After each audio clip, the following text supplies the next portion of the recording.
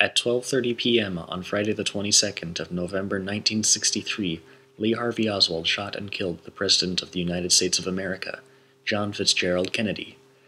There is much controversy about this fact. Many, if not most, believe that the assassination was a conspiracy, that Oswald acted with a group, or that Oswald wasn't involved at all.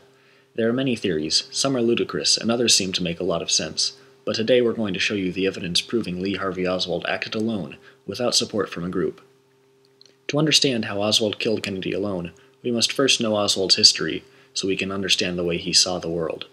Lee Harvey Oswald's father died before he was born, and his mother was forced to raise him and his half-brother by herself.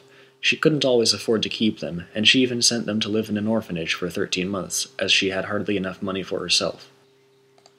Later, while living with his brother in New York City, Oswald threatened his brother's wife with a knife and struck their mother. A series of Oswald's truancy led to psychiatric investigation at a juvenile reformatory. Oswald's psychiatrist, Dr. Renatus Hartogs, described his vivid fantasy life, turning around the topics of omnipotence and power through which he tries to compensate for present shortcomings and frustrations. Dr. Hartogs found that he had a personality pattern disturbance with schizoid features and passive-aggressive tendencies. Dr. Hartogs recommended treatment of the boy, but he was returned to live with his mother before it happened. Oswald returned to New Orleans with his mother and quit the 10th grade of school after only a month.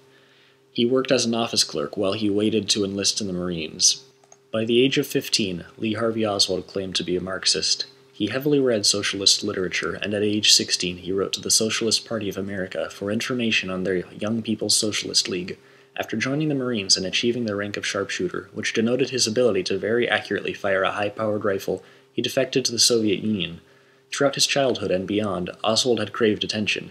He wanted to stand out. He thought that he would be hailed as extraordinary upon entering the Soviet Union, but he was let down. Nobody thought Oswald was extraordinary.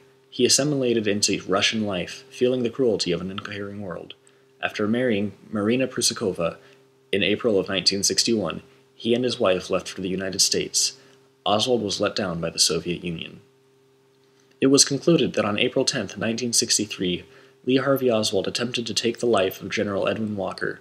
Walker was a very vocal anti-communist and segregationist. Using the 6.5mm Carcano rifle Oswald had purchased under the alias A. Hidell, Oswald shot through a window 100 feet away at his target, General Walker. The general received only wounds in the form of bullet fragments. He was not killed.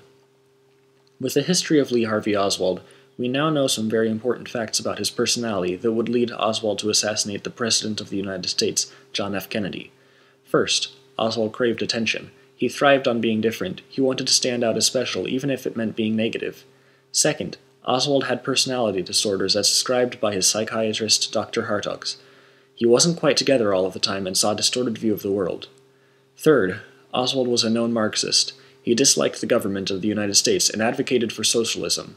And last and possibly most importantly, Oswald had already demonstrated his disposition of an assassin when he attempted to take the life of General Walker in April of 1963. At 12:30 p.m. on November 22, 1963, Lee Harvey Oswald fired 3 rounds from his Carcano rifle at President John F. Kennedy from the 6th story of the Texas Schoolbook Depository, where Oswald was employed. The first shot missed its mark. The second bullet, fired, entered through Kennedy's back, exited through the front of his neck, and went on to hit Connolly in the back. The bullet exited from under Connolly's right nipple, went through his wrist, and finally embedded itself in his left leg. Many critics of the lone gunman theory state that this is impossible. However, the next graphic demonstrates its possibility. Upon searching the Texas Schoolbook Depository, officials found Oswald's rifle covered with his fingerprints. They also found the casings of 3 bullets. Oswald was nowhere to be found. He had run from the scene. Later, Oswald, on the run and in a panic, shot the officer J.D. Tippit 4 times with a revolver, killing him. Oswald left the scene in a hurry, according to witnesses. He ran and took cover in the Texas Theater. The police were notified when he slipped in without paying, and he was arrested. Oswald was anything but a normal man. He was a murderer in the making right from the start.